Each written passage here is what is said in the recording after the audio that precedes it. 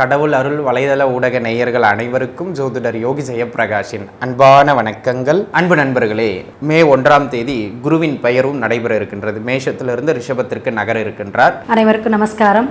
குரு பெயர்ச்சி பலன்கள் 2024. இந்த குரு பெயர்ச்சி பலன்களில் பொதுவான விஷயங்கள் என்ன? அதாவது குரு எந்த இடத்துல உட்கார்றார், அவருடைய பார்வை மற்றும் இந்த பயிற்சியினால் எந்தெந்த கிரகங்களுக்கு நல்ல விசேஷ பலன்கள் உண்டு, சின்ன சின்ன மிஸ்டேக்கெலாம் வரும், அதே மாதிரி நிறை குறைகள் எல்லாமே கலந்து வரக்கூடியதான்.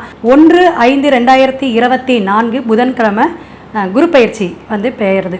இப்போ இந்த குரு பயிற்சி அப்படின்னாவே ஆண்டு பலன்களாக சொல்லக்கூடிய குரு பயிற்சி 9 கிரகத்தில் மிக சிறப்பான உன்னதமான ஒரு பாக்கியஸ்தானத்தைலாம் சொல்லக்கூடிய அற்புதமான ராஜ கிரகம் அப்படின்னு சொல்லலாம். குரு பெயர்ந்தால் எல்லாத்துக்குமே ஒரு கோடி புண்ணியமா அல்லது அதாவது பிரகஸ்பதிம்பார். பிரகஸ்பதியோடைய விஷயம் என்ன அப்படின்னாலும் ஒவ்வொரு விஷயத்தையும் மாற்றக்கூடிய அமைப்பு அப்படின்னு சொல்லலாம். ஏன்னா அந்த எதிர்பார்ப்பு மக்களிடையே இருந்துக்கிட்டே இருக்கு. ஒவ்வொரு ராசிக்கும் குரு பெயர்ச்சியுடைய முழு பலனை பார்ப்போம். கும்பராசி நேயர்களை, கும்பத்தை பொறுத்த மட்டிலும் இந்த ஆண்டு நீங்கள் நல்லா பார்த்துக்கிடுங்க. ஜென்ம ராசியில் சனி, ஜென்மத்திற்கு 2/8, அதாவது உங்களுடைய ராசிக்கு 2/8 இடத்துல ராகு மற்றும் கேது, இந்த மாதிரியான ஒரு கிரக அமைவு. அதனை அடுத்ததாக 3ஆம் இடத்திலே இருந்து 4ஆம் இடத்திற்கு, அதுவும் பகை வீட்டுக்கு தனாதிபதி போகிறார். இது ஒரு வகையில் சின்ன சின்ன பார்வை அடிப்படையில் நன்மைகளை செய்யும். மற்றபடி இந்த ஆண்டு வெளிப்படையாக சொன்னோம்னா பெரும்பான்மையான இடங்களில் நீங்கள் கொஞ்சம் அனுசரித்து போகணும், நிதானித்து போகணும், கவனமாக போகணும் அப்படிங்கிற மாதிரி தான் நான் பலன் சொல்கிற மாதிரி இருக்கும். சரிங்களா? அப்போ கூடுமான வரையிலும் எதிலும் சற்று நிதானித்து செயல்படுவது மிக மிக அவசியமானது அப்படிங்கிறத நீங்கள் உணர்ந்துக்கிடணும். சரிங்களா? முதல் அமைப்பு எங்கெல்லாம் நன்மை அதை பார்த்துருவோம். வேலை கிடைக்கும் நண்பர்களே. இந்த கஷ்டத்துலேயும் பரவாயில்லைங்கிற மாதிரி ஒரு வேலை கிடைக்கும். சரிங்களா? நான் படித்தது இது, எனக்கு இந்த மாதிரி வேலை கொடுத்தா தான் செய்வேன் அப்படின்னா வேலைக்காகாது.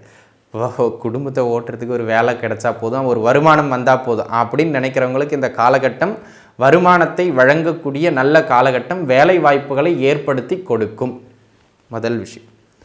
இரண்டாவதாக பார்த்துக்கிட்டிங்க அப்படின்னு சொன்னால் அன்பு நண்பர்களே, இந்த காலகட்டம் தொழில், பொருளாதாரம் இந்த மாதிரியான அமைப்புகளில் ஒரு பெரிய நகர்வில்லைனாலும் வண்டியை ஓட வைக்கும். குறிப்பாக தொழில், ஓடாத வண்டியை கூட தட்டி தொழில் சூப்பராக ஓஹோன்னு போகும், நல்ல வருமானத்தை குவிக்கும் அப்படின்னு நான் சொல்லலை.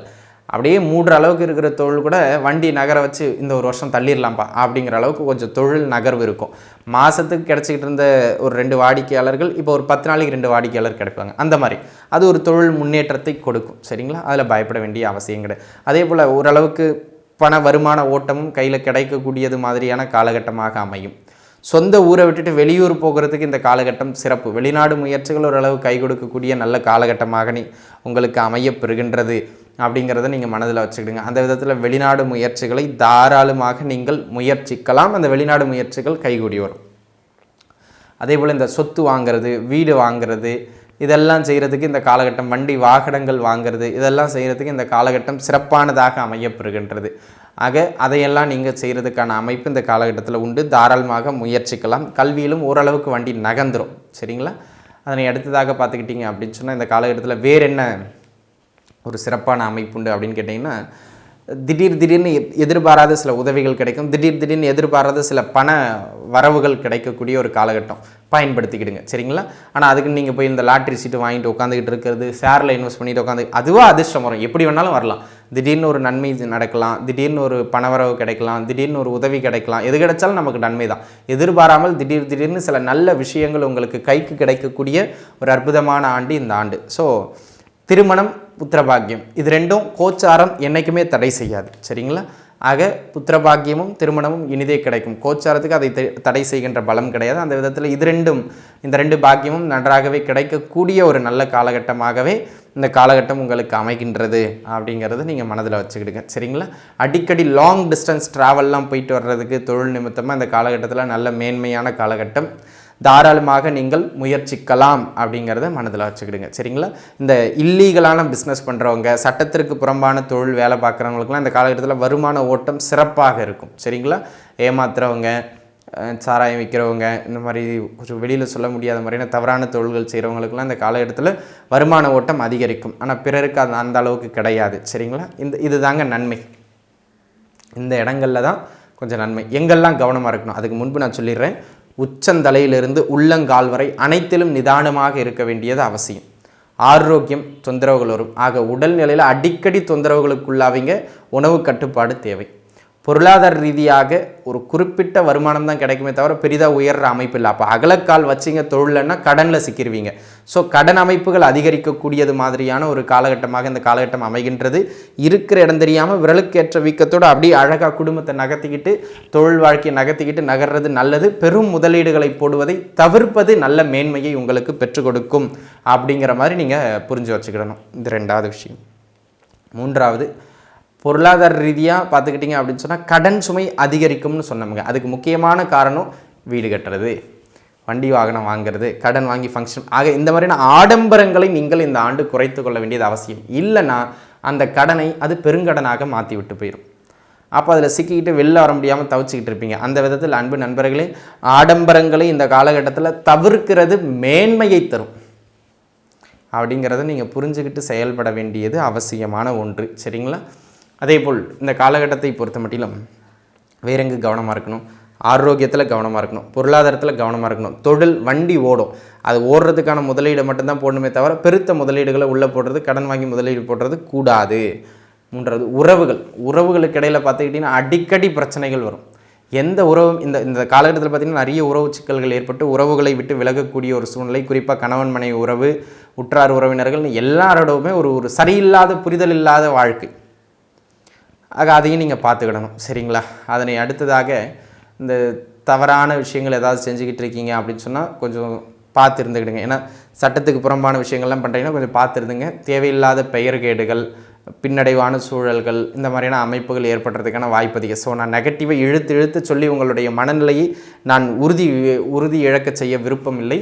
ஆக தொழில், பொருளாதாரம், ஆரோக்கியம், குடும்ப வாழ்க்கை, இந்த மாதிரியான அமைப்புகள் அனைத்திலும் ரொம்ப நிதானமாக இருந்து கொள்ளுங்கள் அப்படிங்கிறத மட்டுமே நான் முதன்மையாக சொல்லி ஏன்னா இந்த காலகட்டத்தில் எதுலேயுமே சொல்கிற அளவுக்கு பெரிதாக ஏற்றத்திற்கான அமைப்புகள்னு வலுவாக இல்லை. சரிங்களா? அதனால் கொஞ்சம் பார்த்து இருந்துக்கிட வேண்டியது மிக மிக அவசியம் அப்படிங்கிறத மட்டும் நான் உங்களுக்கு சொல்கிறேன். ஆக அனைத்து அமைப்புகளிலும் உச்சந்தலையிலிருந்து உள்ளம் கால் வரை நிதானமாக இருங்கள். இந்த காலகட்டத்தில் உங்களுக்கு பரிகாரம் அப்படின்னு கேட்டுக்கிட்டிங்கன்னா சொல்கிற அளவுக்கு பெரிதாக பரிகாரம் பண்ணியெல்லாம் ஜென்ம சனி 2-8 இருக்கிற ராகு கேதுக்களை நம்ம ஒன்றும் அப்படி கட்டுப்படுத்திட முடியாது. பெருசாக எதுலேயும் அகலக்கால் வைக்காமல் பற்றற்று இருந்துக்கிறது தலை சிறந்த பரிகாரம். கும்பராசி நேயர்கள், கும்பராசிக்கு எப்படிங்க இருக்கும் அப்படிங்கிறத பார்ப்போம். கும்பம் அப்படின்னாவே ஒரு குபேரத்தனம், எதையுமே ஒரு வெற்றியாக நினைக்கணும், எதுலேயுமே ஒரு ஆளுமைத்தன்மை, கவனமாக நடக்கக்கூடியவங்க, கற்பனை அதிகமாக இருக்கும், எதுலேயும் ஆர்வம் இருந்தாலும் அது அதிர்ஷ்டத்தையும் பெறக்கூடியவங்க. ஒரு காலகட்டத்தில் ஒரு நல்ல உயர்வை அடையக்கூடிய ராசி எது அப்படின்னா கும்பராசி தாங்க.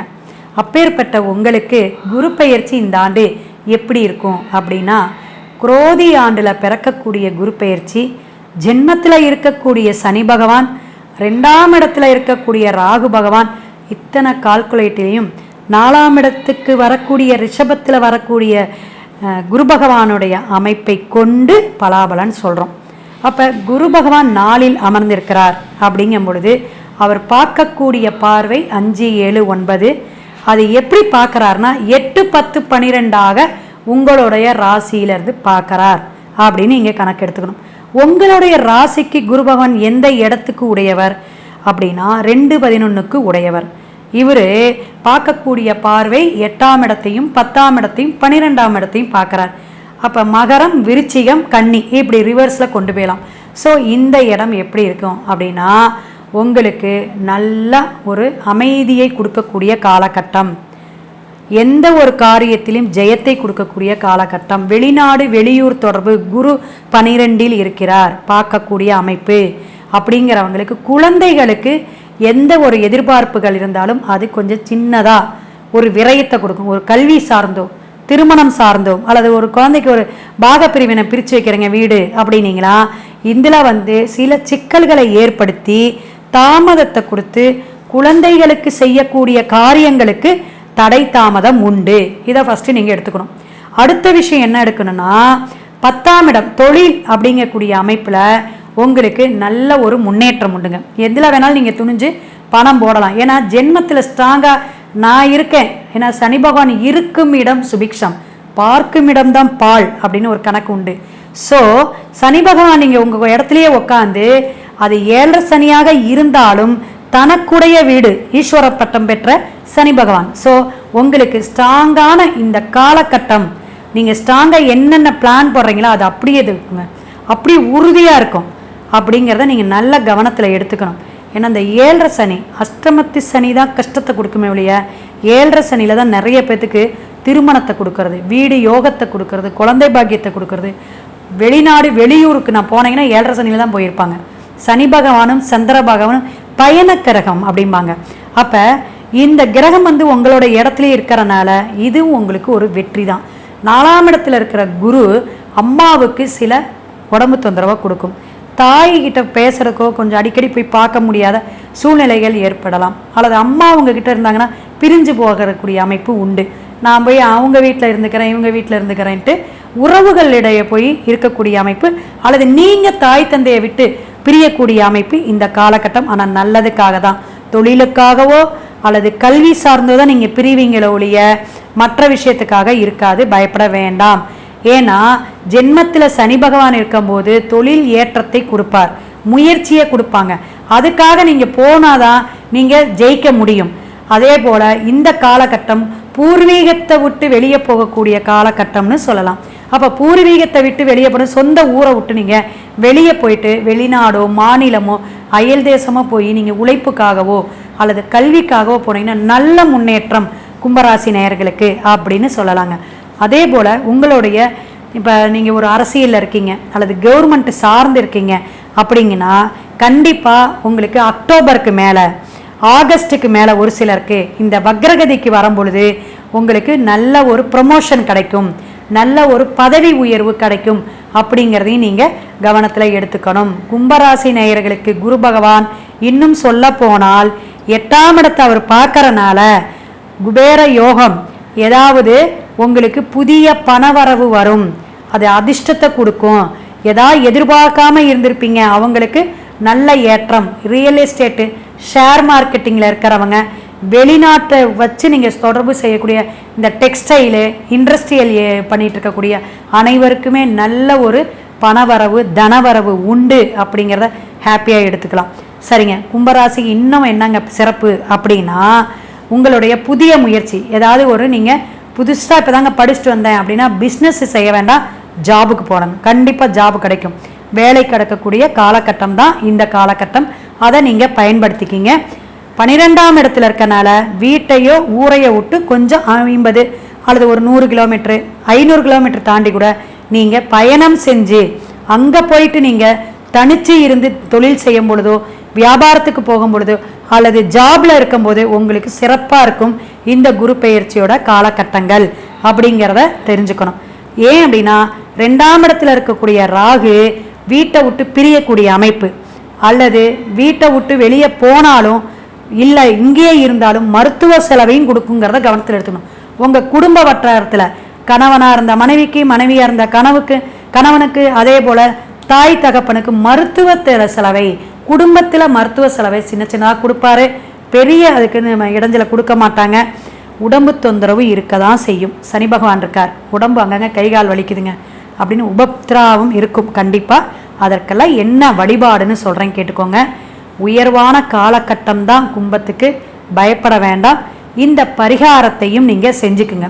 கும்பராசி நேயர்கள் எப்பயுமே எங்கெங்கே வாழ்நாளில் எப்பயுமே தெரிஞ்சுக்குங்க, எங்கெங்கே கும்பாபிஷேகம் நடக்குதோ அதில் உங்களுடைய கைங்கரியம் இருக்கணும். அப்படின்னா அந்த யாக பூஜைக்கு ஏதாவது பொருட்கள் வாங்கி கொடுக்கலாம், அல்லது கும்பாபிஷேக பில்டிங்க்கு நீங்கள் ஏதாவது நன்கொடை எழுதலாம், பணமாகவோ ஒரு செங்கல் சிமெண்ட்டு எது வேணாலும் நீங்கள் வாங்கி கொடுக்கலாம்.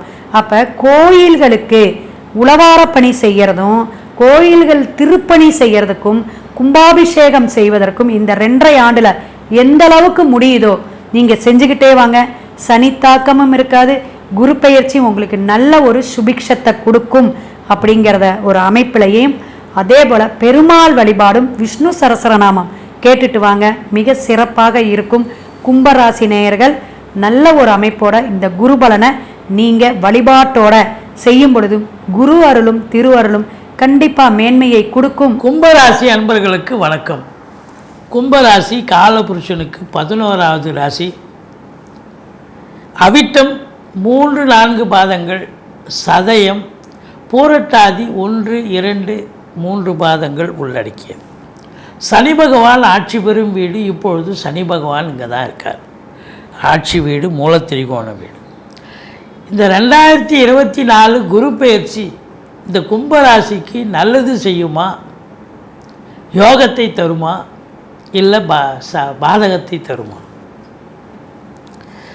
குரு பகவான் பாருங்க, இது நாள் வரைக்கும் 3ஆம் இடத்தில் இருந்த குரு பகவான் இப்போ 4ஆம் இடத்துக்கு வந்துட்டார்.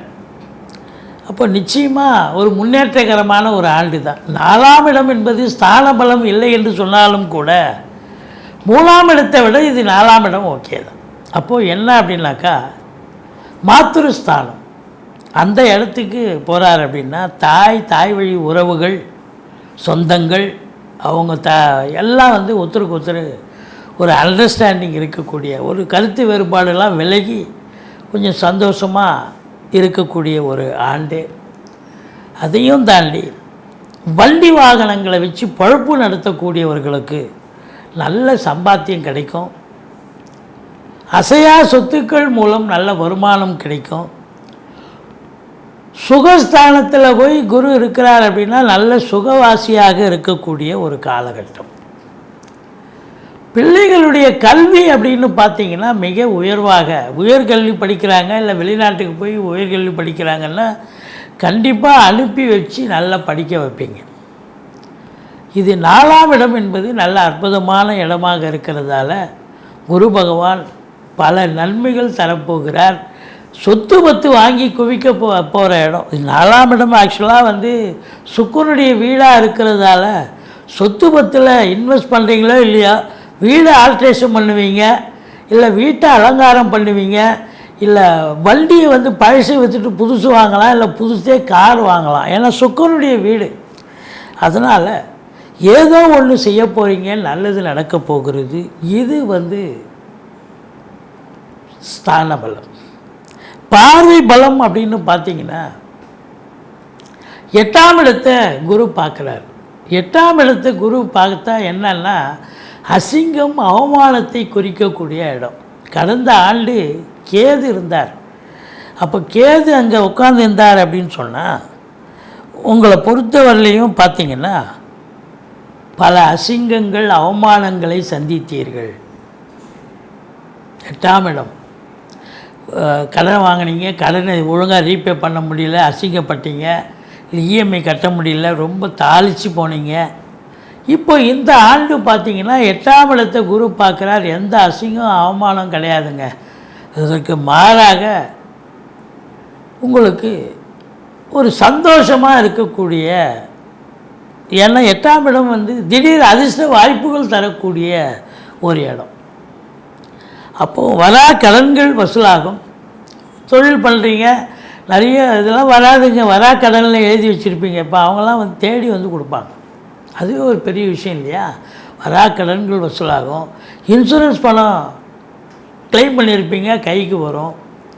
வாரிசு இல்லாத குடும்பங்களுக்கு உங்களை வாரிசாக நியமித்து அவங்களுடைய சொத்து பத்து நகை நட்டு லிக்விட் கேஷ் உங்கள் பெயருக்கு மாற்றி எழுதக்கூடிய விபரீத ராஜயோகம் ஒரு சிலருக்கு அமையும்.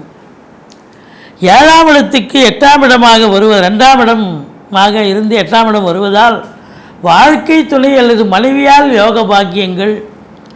எப்படி அவங்க பிறந்த வீட்டிலேருந்து லிக்விட் கேஷோ ஜுவல்ஸோ கொண்டு வரலாம், அல்லது அவங்க வேலை பார்க்குறவங்களா இருந்தால் வேலை பார்க்குற இடத்துல ப்ரமோஷன் இன்க்ரிமெண்ட் கிடச்சி அதில் ஒரு வருமானம். இப்போ இல்லை வீட்டில் வயசான பெரியவங்க இருந்தாங்க, இப்போது சென்ற ஆண்டு பாருங்க ஆஸ்பத்திரி செலவாக வச்சிச்சு, ரொம்ப செலவு, பயங்கர செலவு பண்ணேங்க. ஆஸ்பத்திரிங்கேயுமா தான் அலைஞ்சின்னு இருந்தேன். ஆனால் இந்த ஆண்டு அதுக்கு மாறாக வீட்டுக்கு வந்து அவங்க நடமாட தூங்குவாங்க, தேக ஆரோக்கியமாக இருப்பாங்க, எந்த அசிங்கமும் அவமானமும் ஏற்படாது என்பது இந்த குரு பகவானால் நடக்கக்கூடிய ஒரு விஷயம். அடுத்தது உங்களுக்கு 10ஆம் வீட்டை குரு பார்க்கிறார். கடந்த ஆண்டு 10ஆம் வீட்டை சனி பார்த்தார். டென்ஷனாக இருந்தீங்க, பரபரப்பாக இருந்தீங்க. இப்போ சனி பார்க்குறார். வேலையில் டென்ஷனு, உத்தியோகத்தில் டென்ஷனு, டென்ஷனாக இருந்தீங்க. ஆனால் இந்த ஆண்டு பார்த்திங்கன்னா குரு பார்வை கோடி நன்மை. இப்போ 10ஆம் வீட்டை குரு பார்க்குறார். இந்த கும்பராசியில் இருக்கிறவங்க புதுசாக கடைக்கண்ணி ஓப்பன் பண்ணுறோம் அப்படின்னா தாராளமாக ஓப்பன் பண்ணலாம். இல்லை நான் வேலைக்கு தான் போக போகிறேன்னா வேலைக்கு போகலாம். உங்கள் ஜனனகால ஜாதகம் என்ன சொல்லுதோ வேலைக்கு போகணுன்னா வேலைக்கு போவீங்க, இல்லை தொழில் பண்ணணுன்னா தொழில் பண்ணலாம். உங்களை பிஸி ஆக்கிடும். சும்மா சுற்றி இந்த நீங்கள் வேலைக்காக இளைஞர்கள் நீங்கள் பிஸியாக இருக்கக்கூடிய ஒரு காலகட்டம். இல்லை நான் ஏற்கனவே வேலையில் தொழில் பண்ணேங்க, அந்த தொழில் இப்போ நல்ல ஸ்திரமாக நல்ல சம்பாத்தியத்தை ஏற்படுத்தி தரும். ரெட்டிப்பு வருமானம் வரும். தொழிலில் மேன்மை, உத்தியோக மேன்மை. தொழிலில் நல்ல வாடிக்கையாளர்களை கவர்ந்து நல்ல சூசகமாக நீங்கள் நல்ல உங்கள் மூமெண்ட் இருக்கும். நல்லா சாதிக்கக்கூடிய ஒரு ஆண்டு. வேலையில் இருக்கிறவங்களுக்கு ப்ரமோஷன், இன்க்ரிமெண்ட், மேலிடத்தில் செல்வாக்கு, ரெகக்னேஷன், மற்றவர்களுடைய பாராட்டுதல் கிடைக்கக்கூடிய ஒரு அமைப்பு.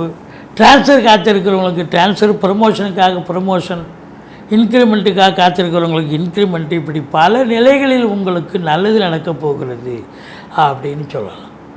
10ஆம் இடம் தொழில் வளர்ச்சி, உத்தியோக மேன்மை. தொழிலில் மேன்மை, உத்தியோக மேன்மை கண்டிப்பாக இருக்குது அப்படின்னு சொல்லலாம். உங்களை பொறுத்த வரலையும் உத்தியோகத்தில் சிறப்பான ஒரு திருப்புமுனை ஏற்பட்டு சந்தோஷமாக வேலை பார்க்க போகிறீங்க. தொழில் பண்ணுறவங்களுக்கும் நல்ல ரெட்டிப்பு வருமானம் வரப்போகிறது. இதை பொறுத்த வரலையும் சனி பகவான் 2ல் இருக்கார். கொடுக்கல் வாங்கல் வச்சுக்காதீங்க. 3ஆம் இடத்துல ராகு அளப்பரிய ஒரு பலனை தரப்போகிறது. அந்நிய பொருளாதாரம் வீடு தேடி வரப்போகிறது. கடவுள் அருள் டிவியை பார்த்தமைக்கு நன்றிகள். மேலும் இது போன்ற தகவல்களை தெரிந்து கொள்ள கடவுள் அருள் டிவியை சப்ஸ்கிரைப் செய்யுங்கள். மறக்காமல் பெல் ஐக்கானை கிளிக் செய்யுங்கள்.